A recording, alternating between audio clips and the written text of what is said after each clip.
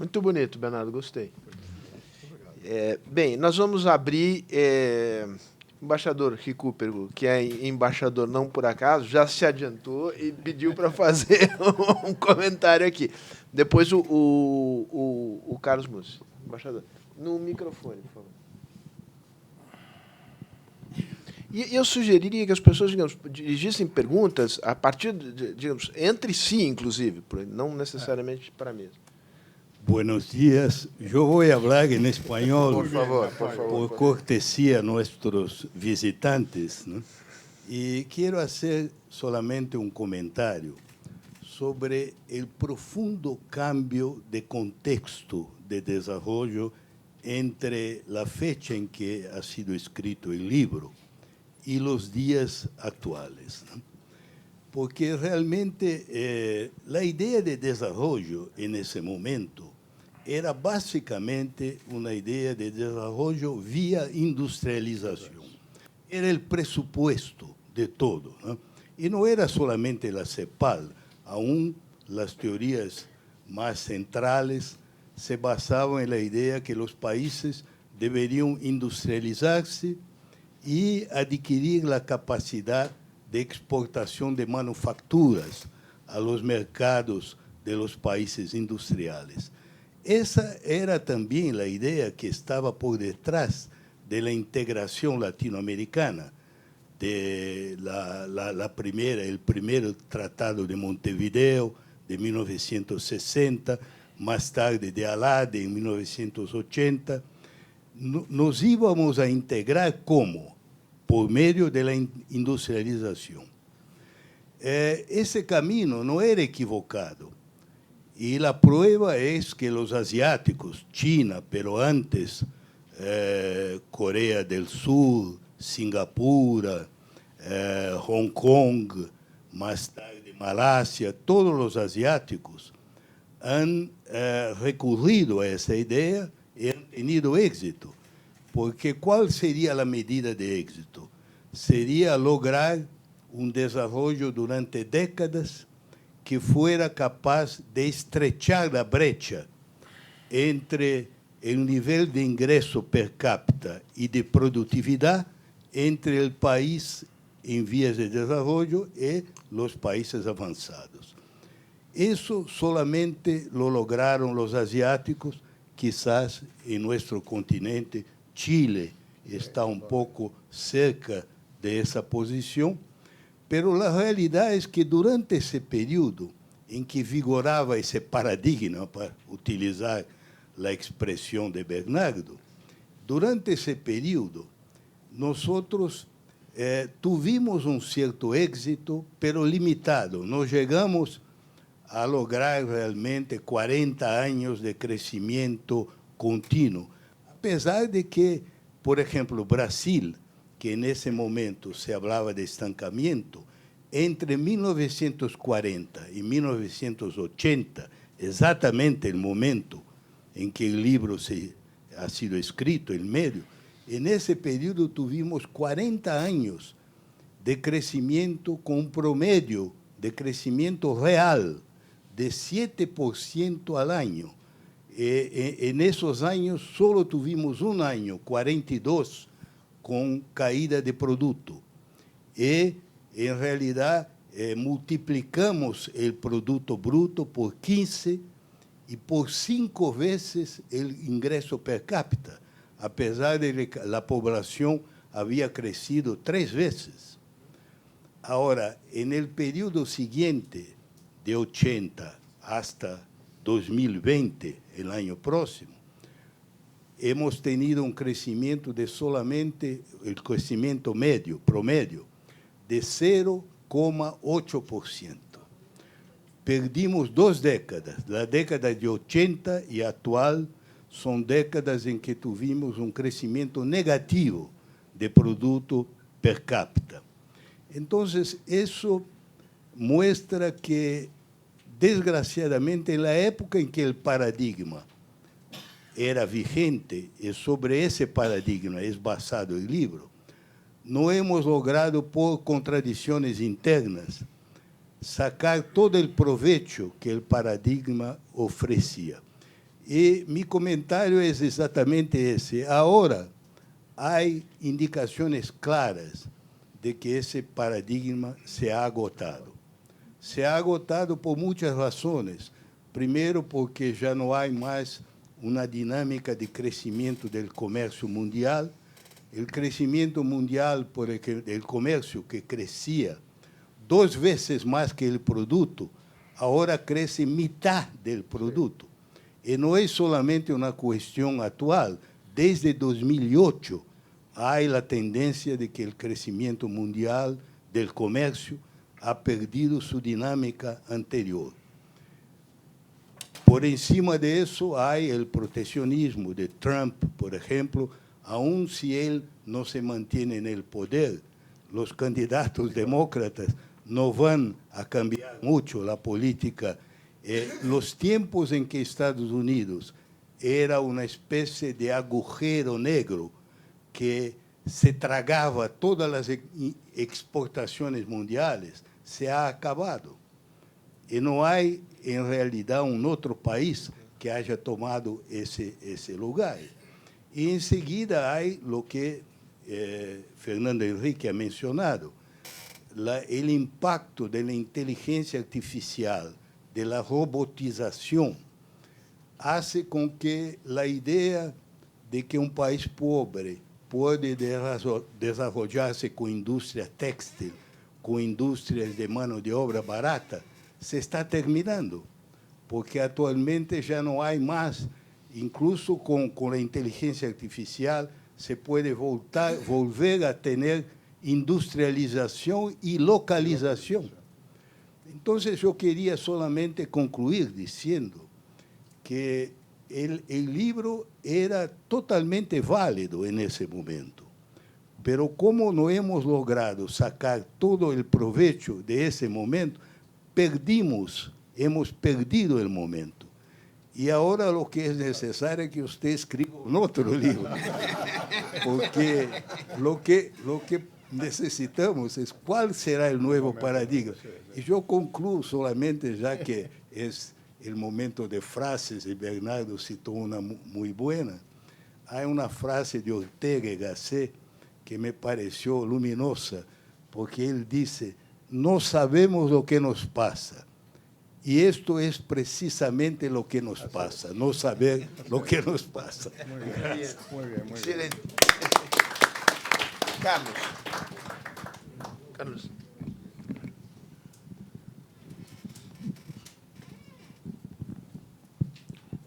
Buenos días a todos e todas.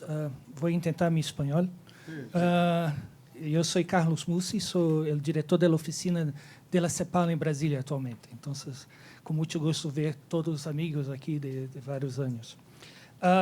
Pouco para, talvez, responder ou colocar a questão que o embaixador Recupera ha anotado e também o presidente ha colocado em vários pontos, talvez organizar pouco. Estamos pouco ou na época de câmbios ou câmbio de épocas, a frase de Sunkel, que ha colocado. São na época que teremos câmbios tecnológicos, câmbios demográficos, câmbios climáticos, câmbios geopolíticos e hasta, talvez, o que o presidente ha colocado muito bem, câmbio sobre o rol do Estado. Que Estado queremos? Que democracia ou que governo queremos? E aí, talvez, já que estamos celebrando os 50 anos do livro, colocar outro conceito de CEPAL, de Don Aníbal e de outros, que é a questão de estilo de desenvolvimento. E eu creio que antes era uma questão muito de subdesenvolvimento versus desenvolvimento. Mas hoje, se vê nos países mais centrais, eles também estão discutindo estilos de desenvolvimento, que é muito mais nas condições de vida, que hacemos, que haremos, para que hacemos as coisas.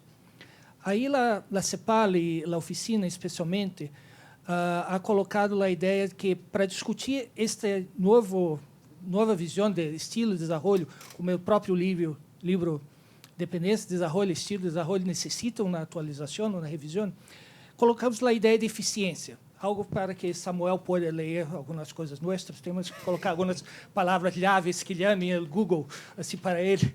Então, aí estamos com a ideia, primeiro, uma eficiência que chamamos de eficiência schumpeteriana, que é um pouco a eficiência produtiva ou estrutura produtiva que queira. Ou seja, a questão de produtividade, competitividade, inovação, ou seja, de o que hacemos, ou também, em um linguajar Samuel Correia, a função produção. A segunda eficiência é que nós outros, la CEPAL, pelo menos, não acreditamos em la lei de SEI. Então, teremos que ver o lado da demanda. E aí teremos a eficiência keynesiana. Ou seja, que setores estamos produzindo? Demanda interna, demanda externa, é dinâmico. E aí também, dentro disso, está o papel do Estado, que tributa, incentiva, financia. E a novidade, talvez, porque isso estava muito em Aníbal, já, em Dona Aníbal, é a eficiência da sustentabilidade. E aí recuperamos um pouco os 3 pilares que vêm desde Estocolmo, em 72, em 92, que é a eficiência ambiental, ou seja, de como hacemos o uso dos recursos naturais, mas muito mais uma palavra que não se coloca muito, que é a ideia de governança. Qual é a governança desses recursos naturais? Não é somente uma questão técnica de usos. A segunda é a eficiência econômica de largo prazo, e aí concordo com Samuel, que temos que não somente pensar com inversão, mas também o ahorro, ou seja, quais as condições de largo prazo para sustentar esse estilo de desenvolvimento. E uma terceira, que é a palavra eficiência, talvez se pareça um pouco forte, é uma eficiência social institucional. Ou seja, nada dos demais eficiências irá funcionar se não tivermos uma capacidade de negociar social institucionalmente. Ou seja, é uma proposta que estamos colocando novamente, recuperando ideias que sempre nunca morrem, como a ideia de estilo de desenvolvimento, e gostaria muito da opinião de todos, se não somente dependência de desenvolvimento, mas também os conceitos de estilo de desenvolvimento, ou development path, ou outra tradução, pode ser algo para organizar o debate que está tão polêmico, tão polarizado e tão globalizado. Gracias. ¿Quieren comentar? Manuel y Ignacio, y después volvemos a la mesa acá. Bueno, muchas gracias. Yo soy Manuel Marfán, de Chile, y primero que nada agradecer la hospitalidad de la Fundación y del presidente, y para nosotros es un honor estar acá compartiendo ideas relevantes con ustedes. ¿Cuántos paradigmas resiste uno en la vida? Bueno, ¿cuántas revoluciones industriales se resisten? Vamos en la cuarta. ¿Cuántas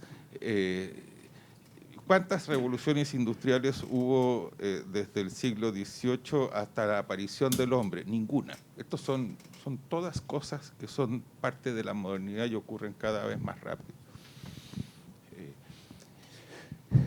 Y cada una de ellas es una oportunidad. Puede ser un infierno o una oportunidad.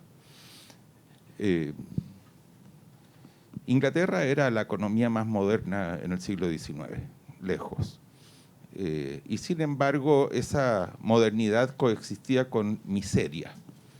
La vagancia era un delito y se metía, no presos, pero en centros que eran casi cárceles a la gente que era vaga, o sea, que no tomaba la decisión de entrar a trabajar con salarios mínimos. Y las cárceles estaban tan llenas que, bueno, decidieron subirlas a buque y las mandaban a Australia, las colonias, y se pobló Australia, de personas cuyo delito, la gran mayoría, era la vagancia. Y el último barco partió a comienzos del siglo XX. O sea, es un fenómeno relativamente reciente, pero que coincide con un hecho que yo quiero resaltar acá. Y es que Inglaterra, fines del siglo XVIII y comienzo del siglo XX, logra consolidar una clase media y una distribución del ingreso como la que hoy día conocemos en los países desarrollados. y fue más o menos simultáneo al momento en que Estados Unidos lo logró. Los primeros sistemas de seguridad social que conocemos son de fines del siglo XIX, la educación pública, la salud pública. Y lo hicieron en una época, bueno, fueron los pioneros. Francia también lo hizo, más o menos en esa época. Durante la primera mitad del siglo XX, fue quizás la más terrible en la historia moderna, 2 guerras mundiales, la Gran Depresión. Y fue el momento en que lograron, si llamamos desarrollado al país que logra tener una clase media consolidada, que son lo suficientemente ricos para eso, mejor distribución del ingreso, fueron los países nórdicos. Y partieron mal, incluso más. Noruega era un país muy pobre, porque Noruega se independizó de Suecia a comienzos del siglo XX, recién es un país independiente en esa época y era la provincia pobre de Suecia. Finlandia era un país pobre. Y emergen ya en la posguerra como países ya desarrollados, clases medias consolidadas. Muchos países después de la Segunda Guerra Mundial, Japón, Italia, lo logran en esa época. Cada una época con su paradigma distinto, la plena Guerra Fría, donde el crecimiento era parte de la política de defensa del mundo occidental. O sea, para Corea claramente era eso, para Alemania Occidental era eso, era parte de su política de defensa. Y en los años 70 y 80 ya plena globalización, un cambio importante y el lado rojo de la Guerra Fría ya en decadencia, Corea logra dar también ese salto, Corea del Sur. Entonces, claro, uno puede leer una época y sus desafíos, y América Latina muchas veces lo ha hecho. Yo creo que Brasil estuvo muy cerca en esa época postguerra, entre 1946 y 1970, de lograrlo, porque es el periodo de más alto crecimiento de Brasil en un momento que también coincide con ser el periodo de más alto crecimiento de la historia del mundo, ese periodo. Pero los países que lograron dar ese salto a lo mejor pasaron de ser dependientes a ser imperialistas o es que leyeron bien las señales de la época para poder aprovechar las oportunidades que ese momento les daba. Si nosotros en América Latina diéramos el salto al desarrollo ahora, si lográramos llegar ahí ahora, entonces lo habríamos hecho durante la Cuarta Revolución Industrial. ¿Qué gobierno en América Latina a más alto nivel está tratando de ver cuáles son las oportunidades que eso genera? O sea, hay un problema original y es que los cambios se hacen desde la política, no desde la economía. El pensamiento ayuda a la política a descifrar los tiempos. Y en Chile tenemos en Chile sí, de todas maneras, pero en América Latina normalmente tenemos, yo no sé cuál será la razón, yo soy solo economista, nadie es perfecto,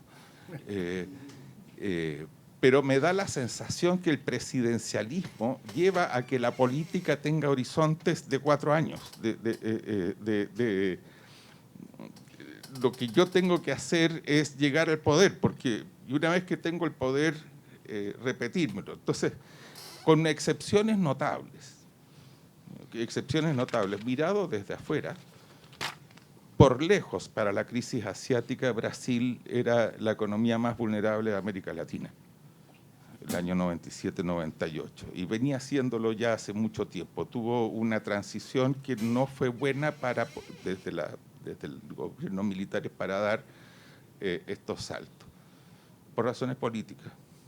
Yo creo que grandes aciertos de esa época fueron el plan real, porque la política es mejor cuando tienes el corto plazo bajo control.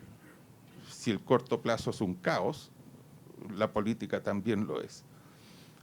Y después un gobierno que pone horizontes, reglas fiscales, etcétera, que pusieron a Brasil en un buen pie para pensarse y aprovechar oportunidades. La pregunta que hay que hacerse es, ¿por qué la política no lo logró? Yo creo que esa es la pregunta. No es porque la economía no lo logró, no es la pregunta correcta, porque la política no lo logró. Y la política, claro, son personas, es cierto, pero por sobre todo son instituciones. Y esa es la manera, instituciones, creo yo, que fue el secreto, que se pensaron anticipadamente en los ejemplos que yo di de fines del siglo XIX, primera mitad del siglo XX, etc. Yo creo que ese es un tema que normalmente no está en nuestra agenda y que obligan a pensar en plazos más largos, y esos plazos más largos dan la oportunidad de hacer no sé si promesas, pero sí de darle credibilidad a oportunidades para la gente que permite construir mayoría. Entonces, bueno, esa es una opción que quería compartir con ustedes. Muy bien, Nacho. Muy brevemente, bueno, agradecer y felicitar por las exposiciones. Una nota de pie de página a lo último que hizo Manuel. Yo soy Ignacio Walker de CIEPLAN, también de Chile. Parte de nuestra reflexión en CIEPLAN y con los amigos de tantos países, y quiero enfatizarlo porque me parece muy relevante lo que dice Manuel, es la primacía de la política y las instituciones, ¿no? Al final es la primacía de la política y las instituciones. O sea, las fuerzas económicas y los mercados no actúan en un vacío político institucional. Y esa es como, por lo menos para mí, una de las grandes reflexiones de los últimos 20, 30 años en América Latina. Porque tuvimos un economicismo, ¿no es cierto?, muy simplista, neoliberal, todas esas cosas que se han dicho, pero que no entendía esta dimensión. Una anécdota, mis amigos empresarios en Chile, cada vez que me comentaban sobre el Perú, con todo el respeto,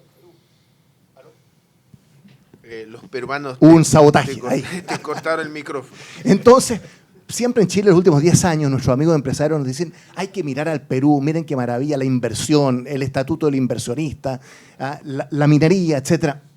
O sea, en esas conversaciones, reconociendo, por supuesto, muchos de esos avances, yo siempre les preguntaba, perdón, les decía, nómbrame un partido político en Perú. ¿Pero cómo? Los mercados, la inversión. No, un partido político, no dos, uno. Bueno, quiero decir, la debilidad de la política y las instituciones, ¿no? Por mucho que haya políticas pro mercado, pro inversión, no se sostiene. Entonces, comparto esa idea. Mi comentario es muy simple. Quiero volver al libro sobre desarrollo y dependencia, porque lo que hay son las ideas, también la primacía de las ideas, ¿no? Los intelectuales, y vaya que los hemos tenido en América Latina, y las ideologías, que tienden a distorsionar lo que uno es capaz de producir en el plano de las ideas y de los intelectuales. Y la dependencia temprana, las teorías tempranas de la dependencia, son mucha ideología, ¿no? Y la ideología, por definición, es una distorsión de la realidad, porque es una simplificación de la realidad. Entiendo que vienen de Napoleón, ¿no? Les idéologues, cuando difundían el ideario de la Revolución Francesa con 2 o 3 ideas básicas para llegar a las masas emergentes. Bueno. Entonces, la verdad es que, y esto tiene consecuencias políticas, esa ideologización de lo que fue la teoría temprana de la dependencia, porque la afirmación de esa teoría temprana era muy simple. Somos subdesarrollados porque somos dependientes. Y por lo tanto, la respuesta es la revolución. Eso fue política, ideológicamente, en América Latina, en las izquierdas, en nuestros países. Ese fue, ¿no es cierto?, el efecto político de esta manera de... Bueno. Y por lo tanto, yo creo que lo que hace el libro Cardoso Faleto, el año 69, que yo lo leí en inglés el 83 en Princeton, lo que usted dice que aprendió mucho de América Latina en Francia. Yo aprendí casi toda América Latina en Estados Unidos, en la universidad, porque, claro, así, cuando uno estudia sistemáticamente, pues bueno. Y lo que hace el libro, a mi juicio, es cuestionar la temprana teoría de la dependencia. de Teodoro dos Santos, Gunder Frank, Marini, etc., por su aproximación mecánica, simplista, ¿no?, de causalidad entre dependencia y subdesarrollo, ¿no?, ¿llamando a qué? Llamando a mirar la complejidad de las estructuras, de los actores, ¿no?, externos e internos, y su interacción. Y la tesis de ustedes del desarrollo dependiente es un exocet bajo la línea de flotación de la teoría temprana de la dependencia, porque hay posibilidades de desarrollo, hay márgenes siempre, por supuesto con estructuras que podemos considerar dependientes. Entonces, yo creo que el gran aporte, entre otros, de ese libro, de esa manera de pensar, es hacerse cargo de la realidad, y no solo de las ideas en abstracto o de las ideologías, ¿no? Y la complejidad de las estructuras frente a la simplificación y la caricatura. Bueno, digo esto y termino, porque la semana pasada estaba leyendo un documento de 7 páginas, muy bien hecho, porque todos tenemos buenos intelectuales, de un sector de la izquierda chilena, se llama Plataforma Socialista, que son los desencantados del Partido Socialista, nuestros amigos, aliados. Yo soy demócrata cristiano, él es socialista. Desencantados por la izquierda. Sí, bueno, pero quiero decir, yo soy desencantado por bueno, Emmanuel es un gran socialdemócrata chileno. Bueno, entonces, leyendo estas 7 páginas, muy sofisticado, muy bien, qué sé yo, pero termina diciendo, y una crítica brutal al actual Partido Socialista, renegar de todo lo que hemos hecho con la concertación en los 30 años, porque ha sido puro neoliberalismo. Bueno, ya. Entonces, termina diciendo el gran faro, ¿no es cierto?, de los últimos 40, 50 años en Chile, es la unidad popular y la teoría de la dependencia. Oh, Dios. Bueno, yo no podía creerlo, ¿no? Entonces, lo que quiero decir, y con esto termino, lo que antes fue esta teoría de la dependencia... La unidad popular. Sí. El faro de los últimos 70 años en Chile. Bueno, un grupo socialista, yo lo respeto. Y personas que no habían nacido claro, en esa época. Sí, claro. Por esto. Y que fueron parte de la concertación. Exactamente por esto. Pero lo que quiero decir, este es un déjà vu completo, ¿no? O sea, lo que antes fue esta ideologización de la dependencia, hoy día es el tema del neoliberalismo, el capitalismo neoliberal, los capitales transnacionales, pero sin la complejidad de la realidad y las distinciones que hay que hacer en las estructuras, en los actores, en los procesos, ¿no? Y eso, por eso, con esto termino, el ejemplo de Chile es interesante en un sentido, porque nosotros, a punta de golpes, como todos nosotros, ¿no?, hemos aprendido que hay margen de acción y de operación.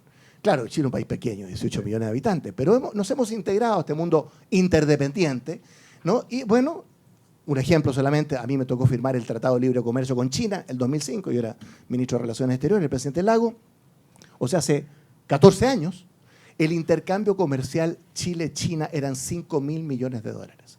Hoy día son 45.000 millones de dólares.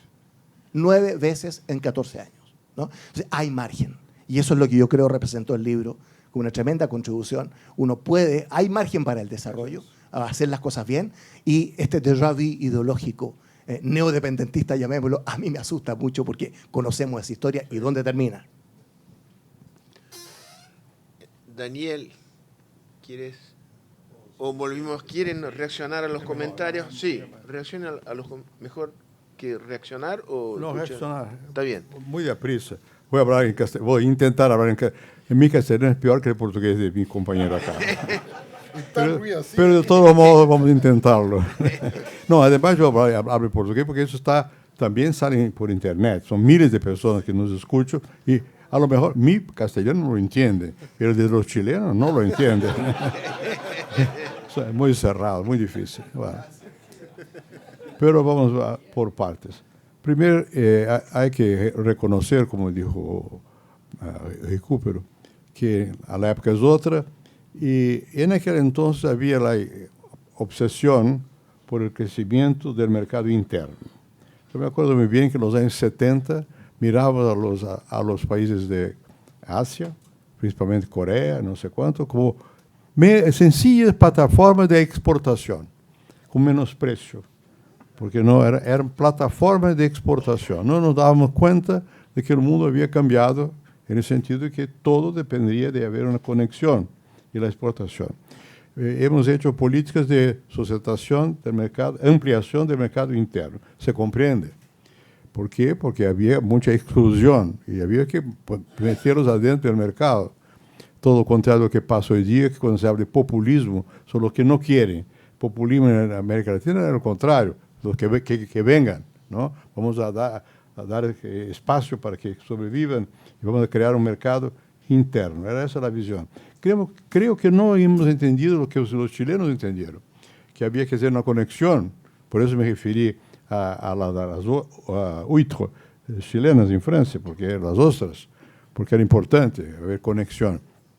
Perdimos mucho tiempo en darnos cuenta de que el dinamismo del mercado externo, que además Recupero dio los datos aquí, el mercado internacional crecía más deprisa que el mercado interno.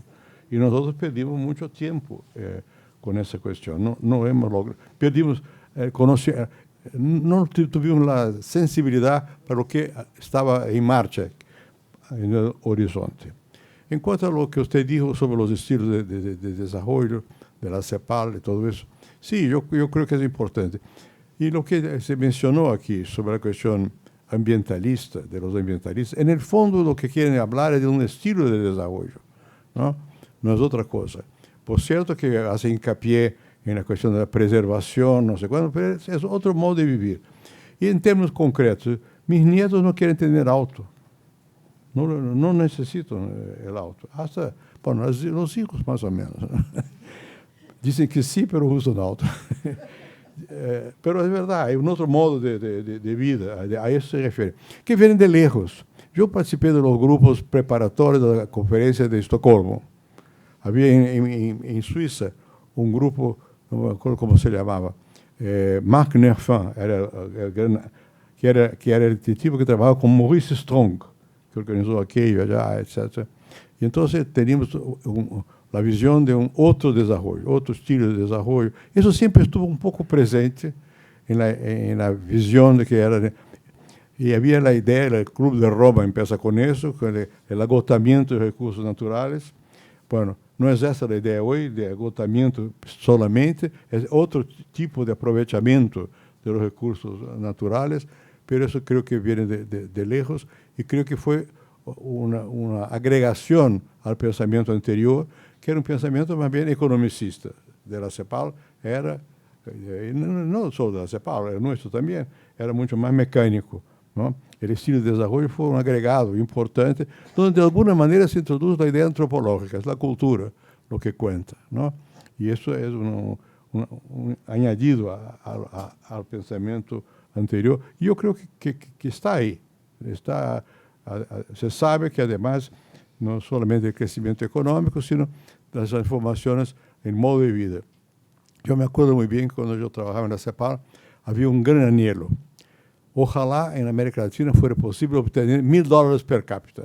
Era ese el target, el objetivo, $1.000 per cápita. Bueno, obtuvimos los $1.000 per cápita y que bueno, no pasó tan grande transformación así. Pero creo que hubo una evolución en la concepción de la CEPAL y de los economistas hasta cierto punto en general, ¿no? En el sentido de que no se trata solamente de variables puramente económicas, además hay el reconocimiento de que perdimos tiempo y no darnos cuenta de que el mundo existía y que no era suficiente tener un gran mercado. Tuvimos la ilusión del gran mercado. Asia, algunos países de Asia demostraron que con un mercado no tan grande así es posible ampliarlo, porque el mundo existe y el mercado hoy no hay más la diferencia tan fuerte entre el interno y el externo. Yo me acuerdo muy bien de un presidente acá, Collor de Mello, que dijo una vez lo siguiente, que el Brasil no producía coches, autos, sino que carrozas, ¿cómo se llama en castellano? Sí, carrozas, sí. Bueno, eso produjo una indignación aquí entre nosotros, pero era verdad. O sea, las empresas adaptaban la tecnología de segundo orden, era usada acá. Hoy día es imposible. Hubo la uniformización tecnológica y el mercado que da la matriz es el internacional, entonces la producción es mucho más homogénea en ese sentido y de alguna manera logramos algo. Yo, escuchando que dijo Recupero y lo que usted dijo ahora al fin, hay que tomar en consideración las grandes épocas, los grandes periodos históricos y los movimientos que uno no se da cuenta, pero que existen en la economía, no sé cuánto. Son décadas a veces que no hay crecimiento, décadas que sí hay crecimiento. Yo me acuerdo que cuando yo fui saí, bueno, por engaño del pueblo brasileño, fui elegido presidente de la República, y me miraba las cosas de mala suerte, porque estamos empezando un periodo negativo.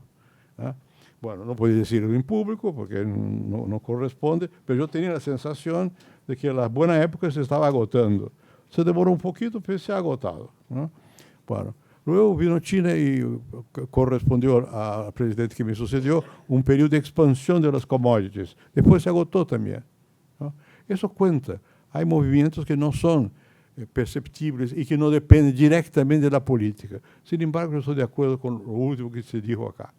O sea, en el fondo hay que buscar siempre cuál es la alternativa, porque las hay. A despecho de las dificultades, aún en las épocas más negativas, hay que buscar cuáles son las brechas y meterse por esas brechas. Ese es el problema nuestro, de nuestro tiempo ahora. No estamos viendo muy claro lo que usted mencionó sobre... no estamos viendo muy claro cuáles son las brechas para que podamos otra vez, ¿no es cierto?, seguir adelante, ¿no? Y tenemos miedo. El mundo vive hoy un momento de miedo, sin que tengamos conciencia de esto, pero hay miedo, ¿no? Y como hay una reacción política muy fuerte, una vuelta a visiones más autoritarias, la gente cree que por ahí sale, los que creen eso. Los que no creen eso tienen doble miedo, no saben cómo salir y tienen miedo que va a pasar, ¿no? Porque va a pasar, puede pasar, ¿no? Entonces yo creo que realmente lo que se comentó aquí, y yo creo que fue, si algún mérito tiene el libro, y por cierto, Bernardo, le agradezco mucho, pero exageró, pero sí, yo creo que el libro algún mérito ha de tener, fue el de que la verdad no teníamos, la visión era más compleja. Las cosas son más difíciles de lo que parece, ¿no? No hay un solo factor. Hay que tomar en cuenta, no metimos en él el ingrediente cultural, que también existe y que también hay que agregarse en las discusiones. Yo me acuerdo, el libro se escribió en castellano. Lo escribí yo con Enzo y lo corrigió don José Medina Echevarría. Por eso no es tan malo el castellano. Y había un otro en la CEPAL, Weinberg, que hacía la corrección. Entonces la cosa sale, pero yo escribí mi castellano, que es precario. En verdad yo hablo varios idiomas, todo mal, y escribo peor. Bueno, pero lo publicó en castellano. Y cuando se tradujo al inglés, fue la mujer de Vítor Urquidi que lo hizo. Y yo fui a México para discutir con ella el texto, no sé cuánto. Bueno, y por suerte lo traducí, lo escribí en castellano y se tradujo al inglés. Porque el portugués, por más importante que nos parezca, nos limita mucho, muy mucho, como dicen los mexicanos, muy mucho, porque poca gente lee realmente. Cuesta trabajo leer el portugués. Es un idioma difícil, complicado, como el francés también es difícil, ¿no? Bueno, por suerte, como se publicó en inglés, tuvo una cierta incidencia en aquel entonces. Pero eso no resuelve el problema actual nuestro, que aquí varios han mencionado, y yo solamente creo lo mismo. O sea, estamos en un momento que no sabemos muy bien qué hacer. Sabemos, hay gente que tiene una visión muy negativa, bueno, lo que no hacer, ¿no? En el caso brasileño, yo creo que hemos caído en un momento de mucha dificultad política, mucha dificultad política. Por una parte, eso tiene que ver con la se mencionado, no voy a repetirlo, de la crisis general de la democracia por las nuevas formas de sociabilidad y todo lo demás. Y las instituciones que usted ha mencionado tanto, aquí no han sido nunca tan fuertes como en Chile. Yo vengo de Uruguay, estuve la semana pasada en Uruguay. En el fondo, los colorados nacionales y ahora el Frente Amplio existen, son referencias. Aquí no tenemos referencias, ¿eh? Yo todavía soy presidente de honor de un partido, pero de honor. Yo no ni sé dónde está su dirigencia actual, ¿eh? O sea, está todo muy desfilfarrado, muy a miette, como se dice en francés, muy por pedazos. Entonces, es curioso, pero en el Brasil hay una cosa casi contradictoria. A despecho de eso, las instituciones no se han fortalecido. Tomemos aquí el caso brasileño. Los partidos están, como dije, bueno, pero el Congreso tiene fuerza. Y los presidentes, el sistema nuestro es presidencialista. Por consequência, o presidente tem muita força. Mas quando o presidente não se dá conta que o Congresso existe, ele sencillamente cai. O Congresso lo frena, não marcha suas políticas. Eu he visto, desgraçadamente, alguns presidentes que caíram. E por isso, Collor caiu porque era uma estátua. O tipo tinha popularidade, não sei quanto, era uma estátua. Vino do Congresso, eu era senador, ele era deputado, bueno, lo conheci bem, mas Collor não se movia, e o Congresso se moveu. Dilma intentava mover-se e a pobre não lograva. Caiu também. O último vice-presidente que assumiu, Temer, al revés, conhecia o mecanismo do Congresso. Intentaram impeachá-lo 2 vezes ou 3 vezes. Logrou manter-se allá. Não é fácil, no sistema nosso, não dar-se conta da importância do Congresso, a despecho da fragmentação dos partidos. Mas acá não somente há Congresso, como há também a justiça, que de pronto assume uma certa preeminência, aparece por todos os lados, não? Mas há a justiça, não? Há algumas instituições. Chile tem instituições. O mensagem de vocês é um mensagem institucional. Acá há mais ou menos. E não há. É difícil a coisa. O que passa hoje, a crise não é solamente da democracia, é de várias instituições. Então se complica muito. Como se vai. E eu me temo que nessas circunstâncias, outra vez, vai depender muito do liderazgo, o qual significa que pode haver uma direita que se expresse bem por algum salvador da pátria, mais uma vez. Já houve várias vezes acá. Não? Porque as instituições não são suficientemente consolidadas. Isso não vai passar em Portugal. Dificilmente passará em Chile. Né? Pode passar na Argentina. Então, você vê que todo é um pouco mais móvel, resvaloso. Aqui é mais ou menos, mas pode todavia resvalar. Eu creio que isso é um tema que nos se acerca de nós e sobre o qual pouco trabalhamos. O seja, como se sai desse impasse no qual estamos? Que é grande, não? Que alcança Estados Unidos. Não é somente os países como os nossos. Alcança Estados Unidos. Que de pronto, como chegou o Trump ao poder? Chegou porque foi capaz de falar a los que se creían desheredados de la suerte. E em parte lo eram. ¿No? Bueno, isso pode passar. Estamos em um momento não é igual, mas que tem algo a ver com o que passou na Europa em certa época, que a direita ganhou muito, muita força. Há uma enderetização do mundo que tem a ver com esse cambio de época, que mencionou. Eu não estou seguro que se pode falar com força de cambio de época, mas estamos nos acercando a esse cambio de época. Tanto é assim que estamos um pouco tontos, porque cada quem está expressando a seu modo. Não é? Bueno, muito bem, sabemos analisar o que passou, mas o que vendrá. O que vai passar no futuro? Os economistas têm mais sorte, porque creem que sabem. Hace un modelo. Ya no creen más. Empieza a no creer. Ya no creen más. No, el ministro de Economía de Brasil cree que sabe. Pero cuando llega a la Cámara se da cuenta que no es así. Bueno, creo que ese es el impasse en el cual estamos navegando. Pero hay que mantener la bandera fuerte. O sea, hay alternativas, hay que crearlas. Cuando no las hay que crearlas, hay que inventarlas. Yo sé que es difícil. Hoy día, ayer mismo yo leí uma revista de acá, uma pessoa que admiro muito, que me hacía um elogio rápido, pero decía que, sin embargo, eu hablo para lo que no prego, hago uma pregação que nada hoje. Qual é a pregação? Essa é o que hicimos aqui. Há que manter a liberdade, há que crer nas instituições, há que ter crescimento econômico, há que ter inclusividade. É muita coisa, a tarefa é gigantesca. Pero isso tem que ser, eu creio, na circunstância atual, e termino com isso, quem foi vice-presidente sempre dizia, chega um ponto que é inútil ter ideias, há que fulanizar, quem é a pessoa, quem encarna essas ideias. Ideia em si mesmo é boa na academia, Uno va y escribe, pone su nombre abajo y sale por ahí. Yo descubrí. En la política, no. En la política hay que ver quién es que va a asumir como suya la idea que es del otro. Y estamos locos aquí para encontrar a alguien que asuma como propia idea que es nuestra. Dos comentarios más. Pero si me permite, Bernardo, quisiera hacer dos bien cortos sobre las instituciones brasileñas. Son fuertes, pero actúan sobre todo como múltiples puntos de veto. No organizan la voluntad y no dan la dirección política al país, ¿no? Y esto es sumamente complicado.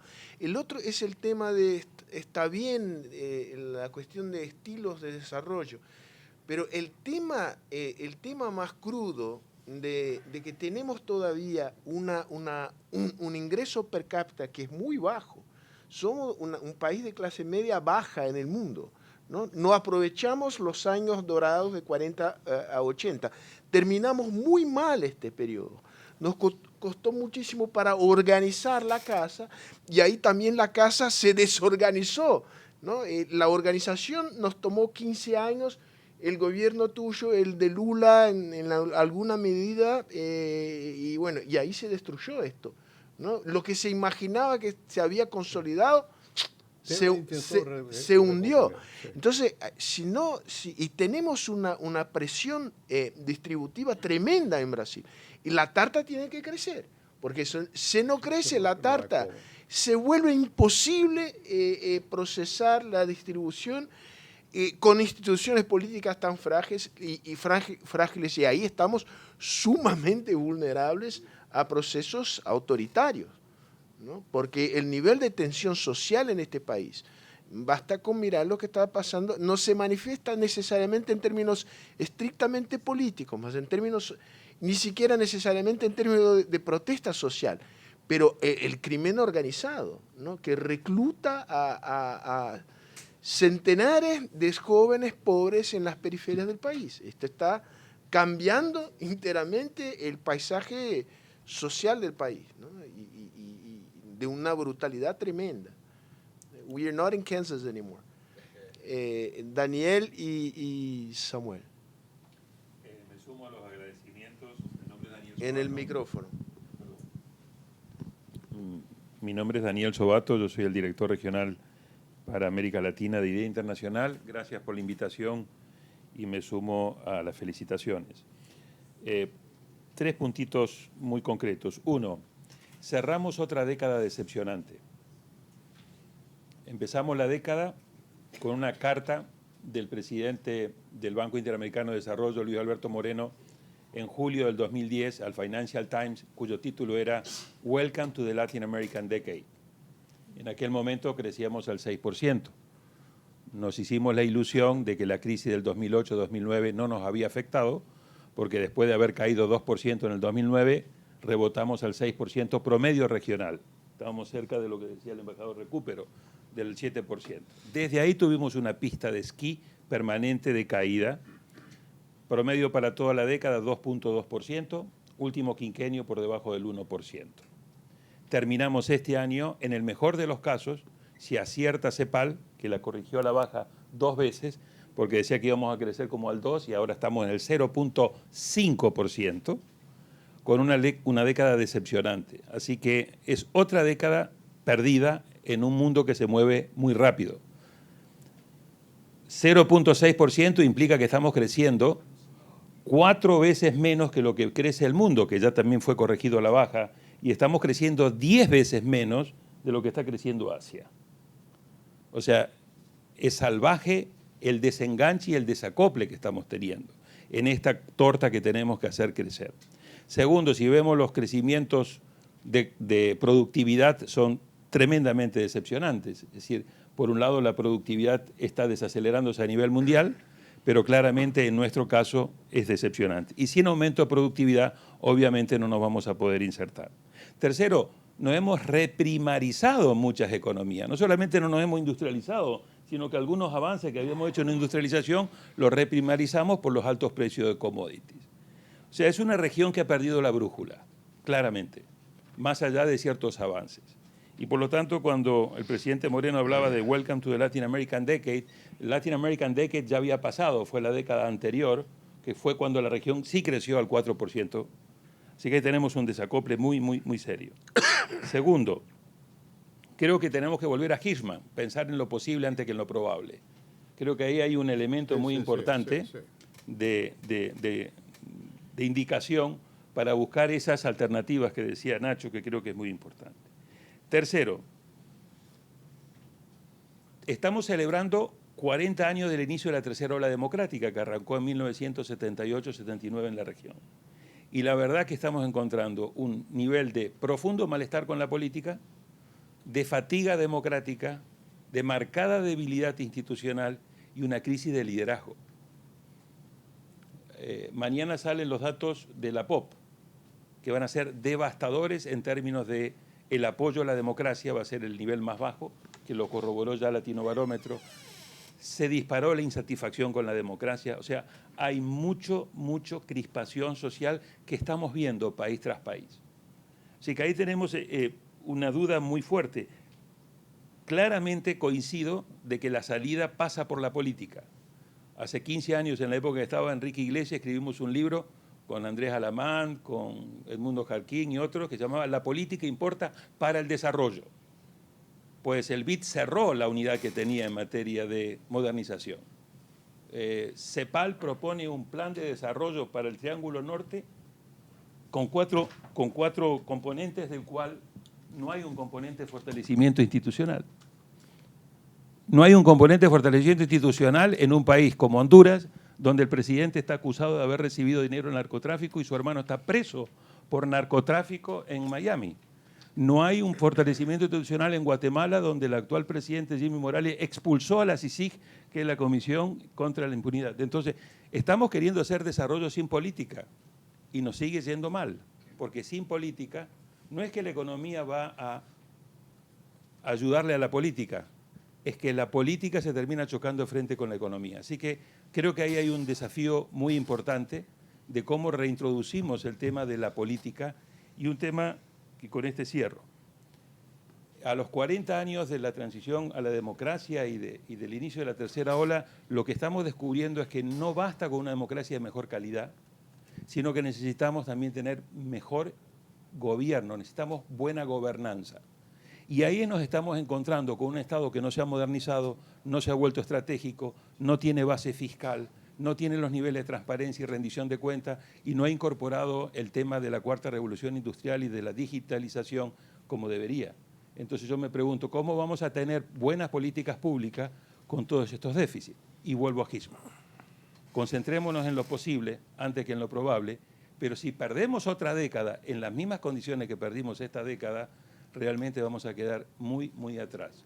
Y ahí sí creo que el tema de las tentaciones neoautoritarias van a estar cada vez más presentes. Tenemos aquí un doble problema, que es de gestión del tiempo y del hambre. Entonces, Samuel, Pablo y Cristian. Empezamos por Samuel. Bom dia, obrigado pelo convite. Samuel Pessoa, da Fundação Getúlio Vargas. Economista. Eu sou físico, eu não sou economista. Eu já me apresentei como físico. Eu já me apresentei como economista e fui processado pelo sindicato. Então eu não posso ser apresentado como economista. Eu sou professor de economia. Bom, então, mas eu vou cumprir o papel, dado que foi mencionado, e o que foi mencionado eu concordo, que é economista só fala obviedade. Por que parece tudo, quando o economista fala, tem um certo ar de ingenuidade? Porque quando a gente fala tudo certinho, o máximo que a gente pode fazer é falar certas obviedades que as nossas avós já sabiam. E o que é difícil é como que a gente manipula a política para que essas obviedades sejam implementadas. Isso nós não sabemos, os sociólogos e cientistas políticos sabem isso melhor do que a gente, os políticos práticos sabem ainda melhor. Então, por isso que a economia parece uma coisa meio inútil. Nesse meu comentário da teoria da dependência, eu vou juntar três coisas. Primeiro, a primeira frase que o presidente falou foi a questão da baixa produtividade. E como toda a escola cepalina, e o livro dele que tenta dar uma arquitetura sociológica que era a escola pensava esse tema. Bernardo Sorge terminou o comentário dele falando da quarta revolução industrial e da dificuldade da gente produzir empregos. E o ministro Recupero, e eu enfatizo o ministro, porque foi nosso ministro, além de embaixador, pela enorme importância que ele teve, lembrou do modelo asiático de desenvolvimento. E aí eu acho que há um problema na América Latina ao olhar as experiências de desenvolvimento do leste asiático, que era isso que eu queria enfatizar. Quer dizer, acho que a minha avó olharia as experiências de desenvolvimento do leste asiático melhor do que nós, economistas e cientistas sociais em geral. As experiências de desenvolvimento do leste asiático elas têm dois componentes. Um componente é o que nós, latino-americanos, o tempo todo falamos. Política industrial, banco de desenvolvimento, política de comércio exterior, abre economia, fecha economia, abre economia para algumas coisas, tem esses elementos. Agora, tem uma outra coisa naqueles países, que era o que qualquer vó, mínimo de bom senso, saberia, que a gente nunca fala, que eu acho super esquisito. Esses caras produziram, antes de serem ricos, tem defasagem temporal, e a gente sabe, os melhores sistemas educacionais públicos do mundo. Tá, isso atende à questão da produtividade, mas isso também atende a outra questão cara, cepalina, que é a questão da dualidade, porque incorpora. Então, esse é o primeiro ponto que eu não sei por que a gente não fala isto. O segundo ponto é que esses países produziram as maiores taxas de poupança domésticas do mundo. A Coreia nunca poupou menos de 30% do PIB. O Japão, hoje, eu acho até esses caras meio... Desculpa, desagrega esse dado. Quanto que é família, quanto que é... Claro, vamos lá. Eu tenho esse número perfeito para a China. A China poupa, até uns anos atrás, está caindo, mas até uns anos atrás ela poupava 50% do PIB. 25% eram famílias, 25% eram empresas e 5% era o setor público. Pra vocês terem uma ideia, o Brasil como que é? O Brasil tipicamente poupa 15%. Então, as famílias no Brasil, as empresas no Brasil poupam 15%, então não é tão diferente da China, que poupa 25%. As famílias no Brasil poupam 5%, bem diferente das famílias chinesas, que poupam 25%, e o setor público despoupa 5%. Né? Tipicamente, esse é o número. Ora, se a gente juntar as taxas de poupança desses países e a qualidade do sistema público educacional, eu não preciso de BNDES para entender o desenvolvimento desses caras. E, nesse sentido, me parece que o pensamento latino-americano mais liberal, quando eu venho aqui para o Brasil, eu penso numa pessoa como Eugênio Goudin, ele já via lá à frente, porque ele já falava isso nos anos 40. Daí então, eu acho que esse é o tema. Nosso colega aqui, chileno, a gente sabe que o Chile é o caso mais bem-sucedido da América Latina, disparado. O Chile tem um grande problema, me parece, do pouco que eu consigo entender daquela sociedade da distância, que é um enorme nível de desigualdade. O Gini do Chile é parecido com o Gini brasileiro. E a gente sabe que essa enorme desigualdade do Chile está associada ao maior problema, me parece, daquela sociedade, que ainda apesar de ser o melhor sistema público de educação latino-americano, a enorme dificuldade que aquela sociedade tem tido de criar um sistema público que equaliza as oportunidades, apesar de todo o sucesso que o sistema público chileno tem o melhor PISA latino-americano.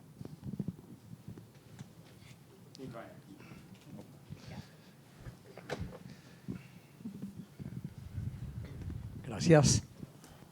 Muy breve. Yo en realidad lo que quiero es hacerle una pregunta a Fernández Enrique a propósito de algunas de las cosas que aquí se dijeron y básicamente sobre una que es la relación entre una cierta arquitectura institucional y el desarrollo económico.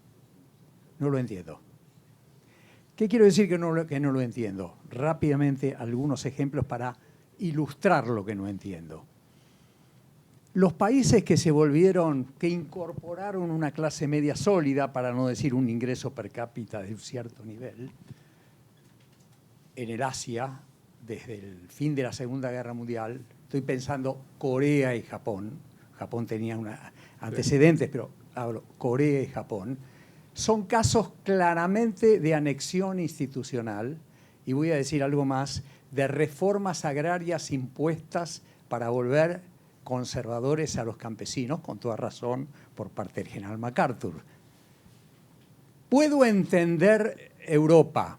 Europa es, si se quiere, un consenso colectivo en donde se incorporan en Europa países que estaban afuera, y las reglas y las instituciones y la libertad, uno con un poco de esfuerzo puede vincularlas al proceso de desarrollo. España, por ejemplo. Portugal, por ejemplo. Pero China me genera un problema complicado, porque China es el desafío de un capitalismo autoritario que para alguna gente amenaza ser persistente. Esto es que no podría funcionar de ningún otro modo sino como autoritarismo de base capitalista. Entonces, con estos ejemplos, mi pregunta es, ¿cuál es la relación entre instituciones y desarrollo? Así de simples, así.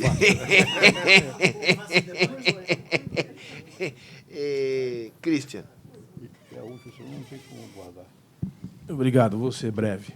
É Christian Lobauer, eu sou um dos fundadores do Partido Novo e fui candidato a vice-presidente na chapa do João Amoedo e fui aluno aqui de muitos professores presentes com muita satisfação. A minha questão, eu acho que é a seguinte, eu acho que a saída para navegar em águas turbulentas, pelo menos para o Brasil e talvez para a Argentina também, é fazer uma coisa que nós não fizemos até hoje, que é deixar o capitalismo realmente chegar no Brasil. Ele não chegou. Tem algumas coisas que acontecem hoje no Congresso Nacional que são resultantes, Samuel, justamente dessa educação que a gente tem nas escolas de elite, inclusive, que a gente estudou, que é algumas ideias do tipo que a terra no Brasil não pode ter capital estrangeiro. E essas coisas persistem dentro do Congresso. Ou que esse país tem que resistir a respeitar a propriedade intelectual. São coisas que nesses países como o Chile ou como a Coreia, em outros países, isso não se fala mais. Isso já passou há muito tempo. Então, na verdade, a saída é fazer uma coisa que a gente deveria ter feito há muito tempo. Aplicar algumas ideias que são basilares para o desenvolvimento de uma sociedade, que é a segurança para que os negócios possam acontecer. A gente não conseguiu chegar nesse ponto ainda. E o resultado é que a gente está atolado.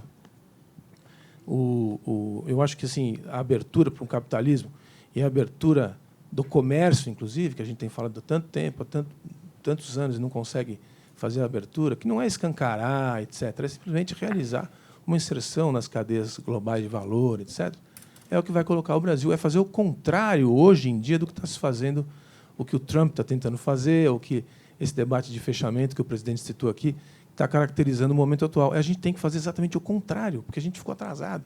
A gente tem que alcançar esse espaço de abertura para depois chegar na fase seguinte, que é a de Estados Unidos e China. Bom, o presidente tinha me pedido que terminasse para dar mais você, Lourdes. Não, e aí eu vou fazer o agrado. É que não haverá próxima. A próxima a gente conversa no almoço. Pode perguntar, faz a pergunta. Eram dois comentários. Primeiro, falo espanhol, bom, dos comentarios. En español. Bueno, dos comentarios. El uno es en honor al quinquenio. A mí me parece que hay una contribución adicional de las que fueron ya incorporadas, y que es el hecho de que en el análisis, en el análisis de la dependencia, de tu análisis de dependencia, hay una profunda constatación de la relación entre cambios estructurales, la forma de inserción del capitalismo, que es distinta en los países de América Latina, y la inserción internacional. Bueno, eso a mi juicio es una lección, porque, por ejemplo, lo que dice Recupero es cierto y vale para México, pero no vale para Chile, ni tampoco para Venezuela y hoy día para Argentina. Entonces, a mí me parece que hay que volver a alguna forma de interrelación o definición estructural entre el padrón de desarrollo, la forma de inserción de la agenda de la globalización y además la forma de incorporación de las agendas democráticas, que son distintas. Esa es la primera cosa. La segunda es un comentario a Samuel. Yo estoy de total acuerdo porque hacemos en nuestro grupo de trabajo análisis comparativa de las democracias emergentes de mercado. Entonces incluimos a Asia. El problema es que hay una palabra fóbica. Analizar a los procesos asiáticos, a esta revolución que hicieron en educación, y también en cierta medida analizar a Chile en mis discusiones, sobre todo con alumnos, era muy difícil porque parte del cambio más digamos, avanzado desde el punto de vista económico y social fue hecho manu militari.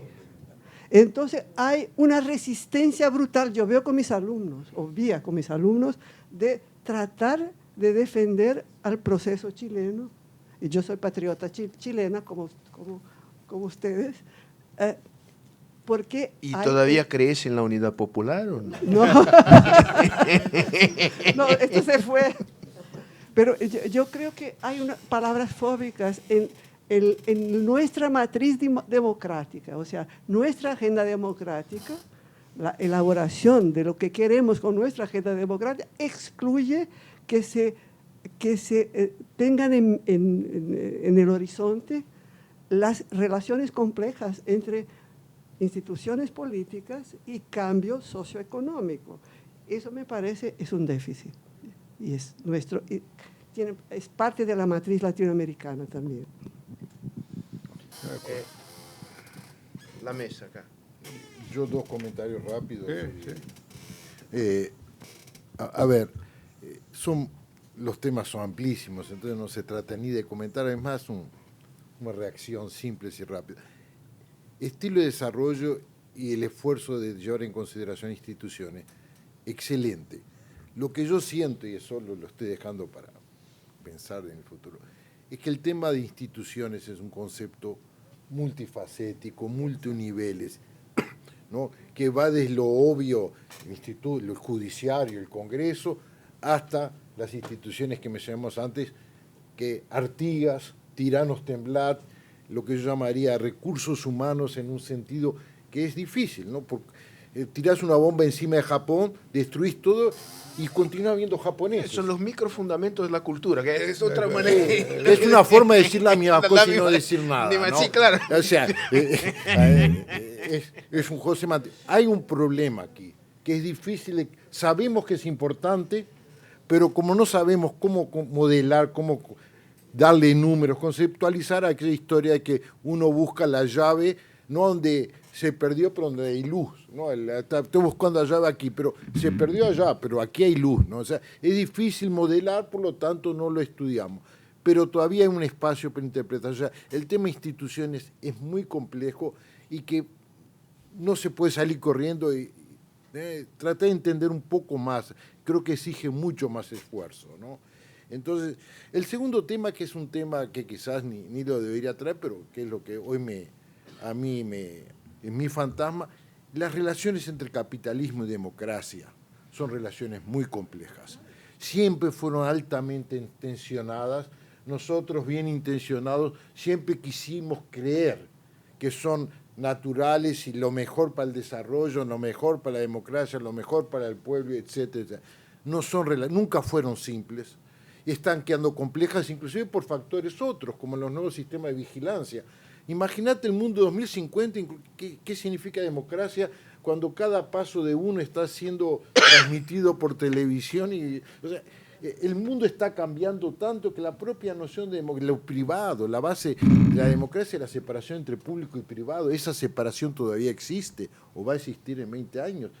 ¿No? Entonces, pienso que ahí tenemos toda una temática a ser repensada, a ser enfrentada, y que no es obvia y que no es obvio que el capitalismo, con todo el respeto por los que quieren choque de capitalismo, piensan que por ahí se va la solución. Nunca existió capitalismo, existieron capitalismos. No existe el capitalismo, ¿no?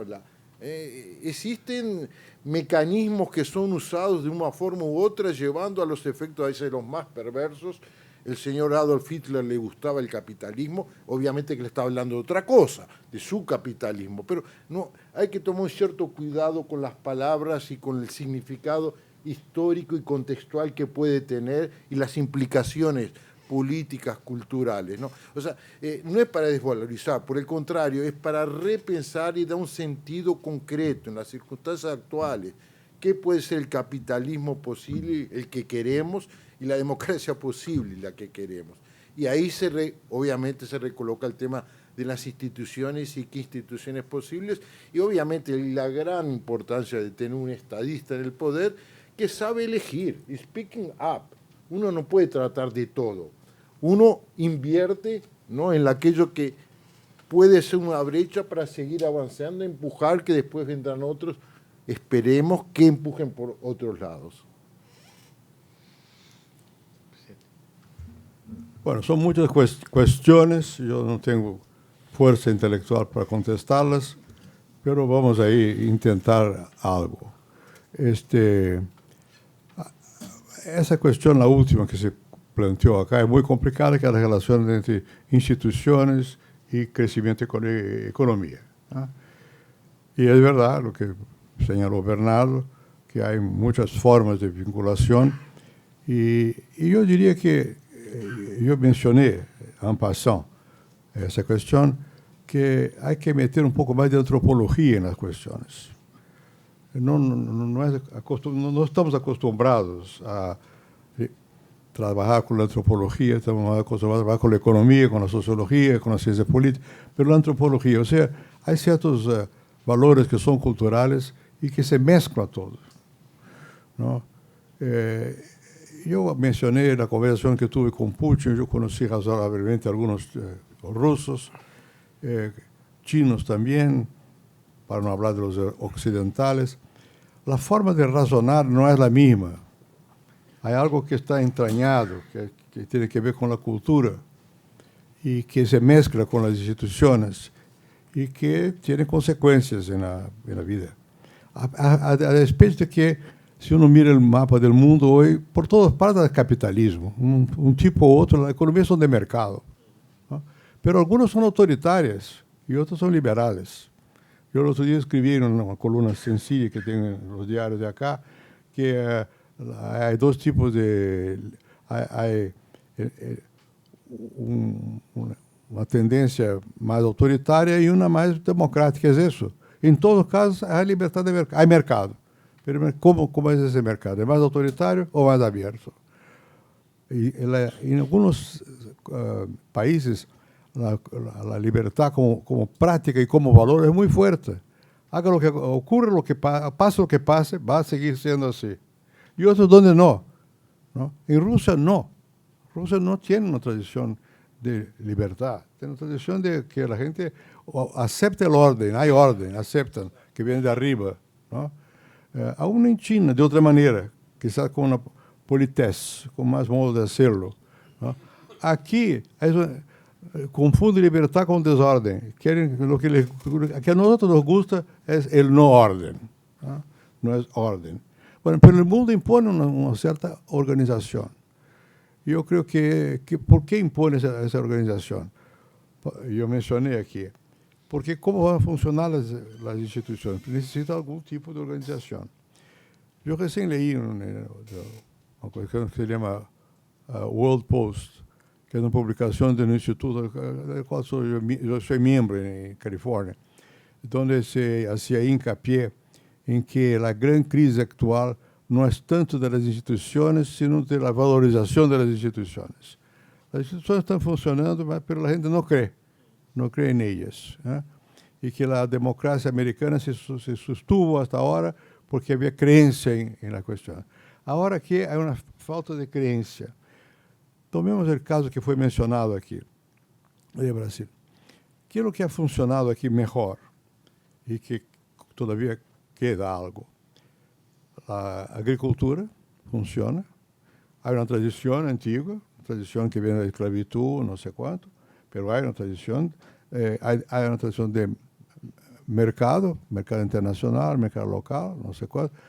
Hubo mucha presencia del gobierno. En mi caso, cuando yo era presidente, algunos se acordarán que la presión era muy fuerte por los agriculturalistas querían estar endeudados con el Banco de Brasil para no pagarle. Y hemos emitido, creamos un instrumento de mercado con mucha dificultad. Yo tuve que ir a la comisión, yo cuando era ministro, yo creo, de la Cámara del Senado, y yo podía pelear con ellos de igual para igual, porque yo había sido líder del Senado, senador, porque los tipos no querían saber de libre mercado. Esa idea de libre mercado no es consensual. Los tipos querían que una protección del Estado, ¿no? Bueno, forzamos un poco y metimos ahí el título de la deuda agraria, no sé cuándo, las mismas empresas prestan, etc. Y por ahí va. Pero de todos modos la agricultura de aquí funciona. ¿Por qué? Porque hubo absorción de ciencia y tecnología. Cuando yo estudiaba en la universidad, yo tenía un profesor de geografía que decía, bueno, desgraciadamente aquí la tierra es mala.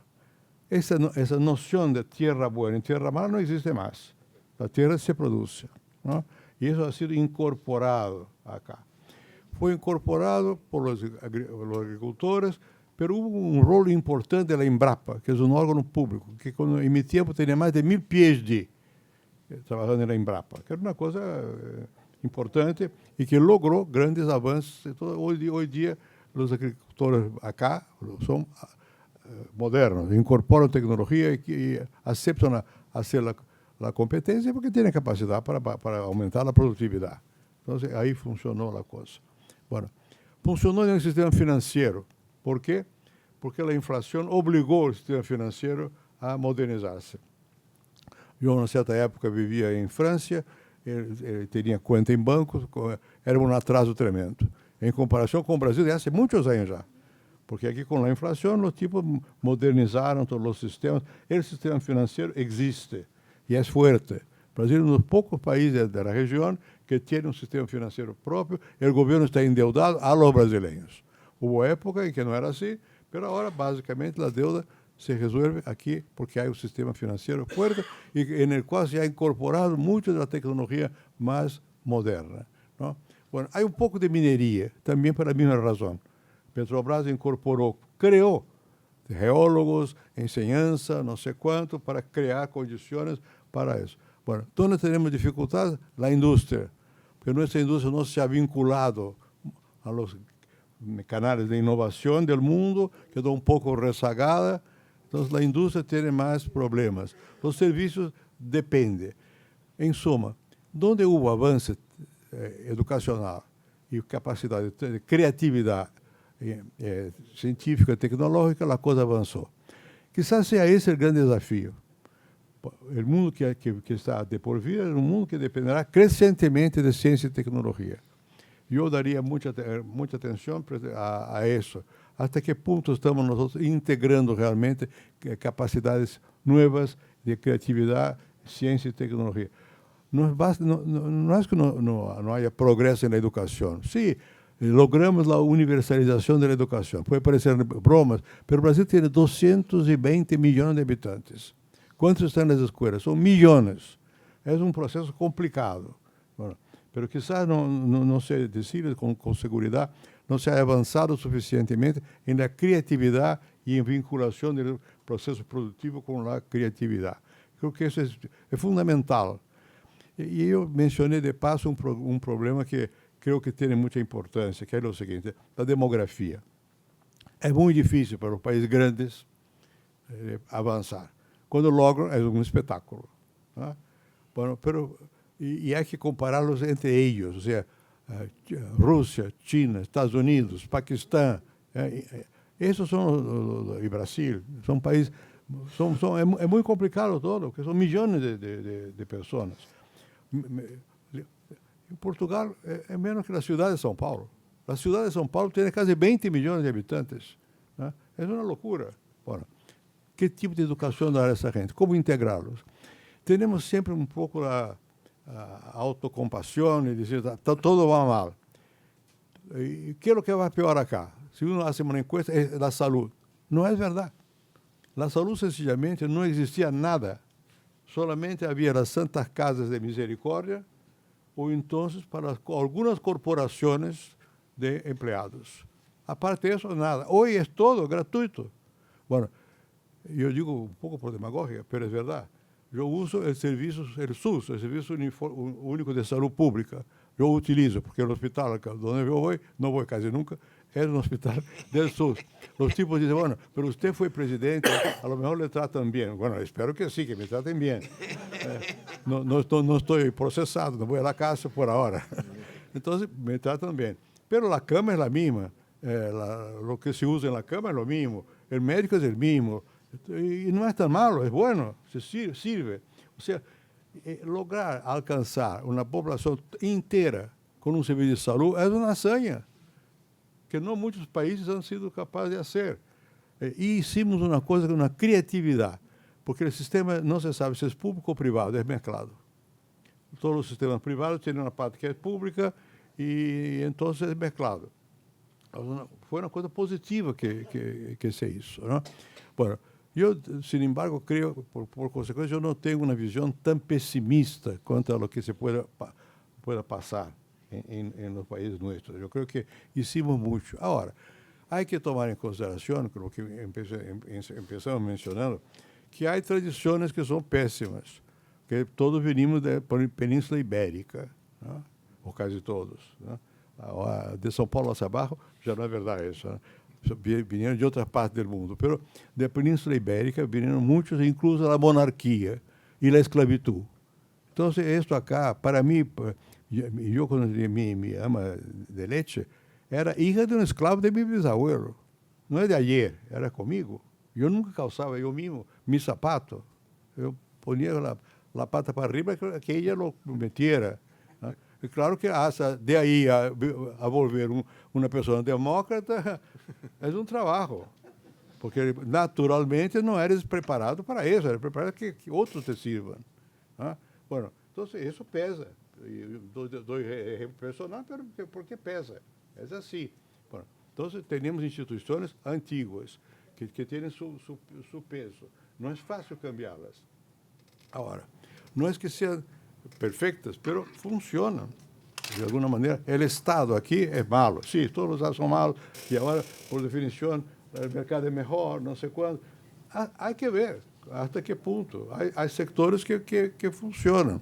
Não? De uma maneira ou de outra, funcionam. O Império se basou em duas forças, basicamente. As forças militares e os jueces. O imperador nombrava os jueces das províncias. Isso criou uma burocracia que deu uma espécie de osatura para o funcionamento do Estado. Uno se olvida dessas questões, mas todavia estão vigentes aí. A justiça tem uma tradição, a Força Armada tem uma tradição, se han equivocado em vários momentos, mas sim, tem uma certa configuração. Não é fácil adaptar toda essa tradição a um mundo que vem de outra tradição, como o mundo americano, que vem de outra tradição. E o modelo, no fundo, é o modelo americano, o que tem vigência. Não é de chino acá, é americano. Né? Vamos lograr, vamos ser sempre um pouco imitação ou algo semelhante a isso, terem suas dificuldades. Mas eu não creio que as forças existentes sejam solamente forças de negação. O mercado ha penetrado muito em Brasil, muitíssimo. Com todas as distorções, ha ganado o jogo. ¿No? Hoje, os que são, que têm a visão do coletivismo, são old-fashioned people. Não tem nada a ver com a realidade. E os partidos podem que hagam um discurso nesse sentido, mas atuam de outra maneira. Não? Atuam de uma maneira mais consequente com as forças de mercado. E, por consequência, eu creio que não é tão difícil defender os valores da democracia em sociedades desse tipo. Porque não pertenecemos à sociedade de tipo mais autoritário. Sim, de tipo patrimonialista, sim, de tipo tradicional, de acomodos para todo tipo, privilégios, sim, mas não é como em China, que é outro mundo. Weber dizia que aí hubiera sido possível capitalismo em China. Está escrito por Weber. Ou seja, China tinha alguma possibilidade, e tem, pero é outra coisa. O modo como vai haver a junção com as instituições vai ser, eu ousaria dizer uma coisa que um sociólogo não deve dizer, sempre distintas. Há certas coisas muito arraigadas que não vão ser nunca do modo como o capitalismo é, com liberdade en el mundo occidental. Aquí, por bien o por mal, a despecho de que yo mencioné, de la monarquía, de la esclavitud, de todo eso, nosotros pertenecemos a ese rincón del mundo. Es en él que vivimos y vamos a seguir viviendo.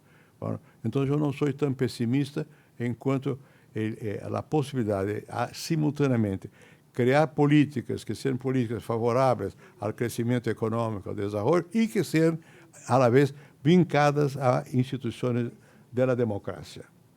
La gente no sabe, pero aquí el valor de la libertad es muy grande. Yo cuando era presidente, siempre, la gente tiene muchas ideas, ¿no? Y yo me acuerdo de la campaña electoral, una persona que no me voy a citarla, tenía una caja de... Yo tengo una idea nueva, póngala aquí, por favor. Con un presidente es una tragedia, que todos se dan enseñanza, no sé cuánto, son sus intereses normalmente, pero tiene algunos que son por generosidad. Pero ¿qué voy a hacer con tanta idea? Nada. Hay que ver lo que es viable, hay que seleccionar lo que se puede y cerrar los ojos a lo que no es posible. No es que no sea justo, no da para hacer, ¿no? Hay que ver qué es lo que es posible hacer en un cierto momento. Es Hirschman otra vez, ¿no? Agarrarse a esa cuestión y hacer lo posible, ¿no? Bueno, y tampoco tapar los ojos, hacer lo posible con lo que ahí están. Y mis compañeros de universidad, como algunos de ustedes aquí han sido, siempre se lastiman, pero tú tienes que tratar con esta gente. Digo, pero esta gente es Brasil, ¿no? Y cuando se ejerce función pública, no hay que mirar esa gente. Cada persona tiene un interés y un valor y una voluntad y no sé qué. Y yo me aprendí mucho con un profesor aquí de la Escuela Politécnica de Matemáticas, que decía, la dificultad no son los vivos, son los burros. Que el vivo no es todo el tiempo, el burro siempre. Y eso es una verdad. El tipo es vivo. Bueno, ¿qué quiere? Es justo lo que él quiere, ¿no? Voy a darle oído. Bueno, yo para finalizar, que si no hablo demasiado, aquí, como somos así, para lograr éxito en los países nuestros, hay que ser capaz, como hay democracia, y hay un sentimiento democrático, no solo las instituciones, el liderazgo tiene que ser capaz de explicar, motivar, ganar el apoyo. Si no gana el apoyo, bueno, pierde la espada. Si no tengo espada, tengo que ganar apoyo, la voz. Hay que explicar. El problema que tenemos aquí, un sentimiento de que para dónde vamos, porque no se sabe muy bien. Hay que explicar, ¿no? Ustedes que tienen partido, no sé cuál, hay que explicar qué es eso, para qué. Eso vale para Doña María, la mujer común del pueblo, ¿no? Hay que tener la capacidad y la humildad de explicar. Cuando yo tenía que hacer el plan real, que yo era ministro de Finanzas por equívoco del presidente, en una época yo tenía que... mi tarea era muy sencilla, era hablar. Y yo hablo siempre, no me cuesta mucho. Hablar. Se nota. Sí. Él también habla. Quiere hablar. Pero entonces yo tenía que explicar. Entonces yo iba a los programas de televisión para explicar el plan real. El plan real tenía una etapa que era muy complicada. URV, Unidad Real de Valor, un invento. Era para no hacer el PEG con el dólar, se inventó una moneda que no existía para funcionar, no sé cuánto, URV. Y yo tenía que explicar eso. Y yo fui a hablar con un señor que se llama Silvio Santos, es dueño de una cuestión que se llama SBT, una emisora de televisión. Es un tipo, un comunicador.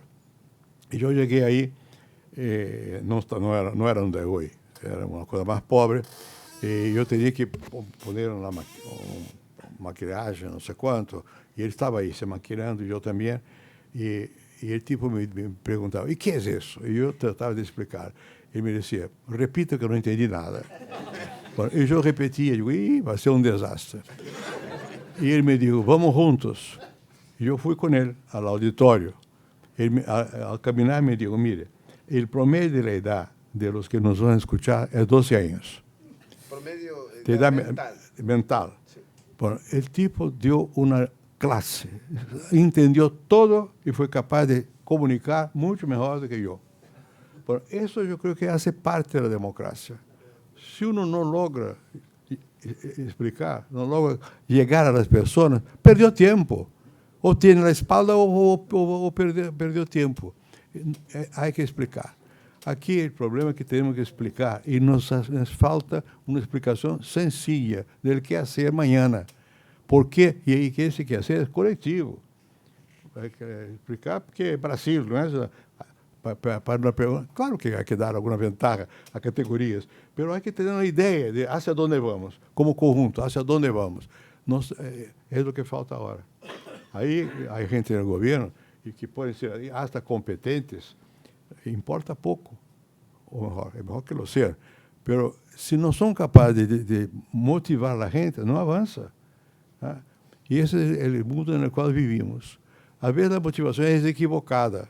Puede decir, no, los trabajos de los americanos fueron robados por los chinos y los mexicanos. Vamos a expulsar las empresas de allá, vuelven para acá y vamos a expulsar a los mexicanos de acá. Bueno, pero eso cuajó. O sea, llenó un vacío de que faltaba a la gente creer que había un futuro para ellos, un empleo. Es lo que nos falta aquí, crear el futuro. Y eso es insustituible la imaginación. La política no vive de lo que fue, vive de lo que va a ser. Hay que crear una imaginación que sea congruente con la experiencia de las personas. No es inútil explicar una cosa y no hacerla, porque después viene la desilusión. Hay que explicar y, si posible, hacerla. Es lo que estamos aquí en busca de para el mundo, ¿no? Para que sirva la democracia. ¿Cómo se va a compatibilizar el crecimiento económico con la democracia? En este rincón del mundo en que estamos, que en el otro va a funcionar de otra manera, y que no es la nuestra, pero va a seguir siendo. Hay que respetarlos, pero yo prefiero quedar aquí hablando mucho con libertad. Yo sé dónde vamos. Vamos al almuerzo y volvemos en una hora. Muy bien.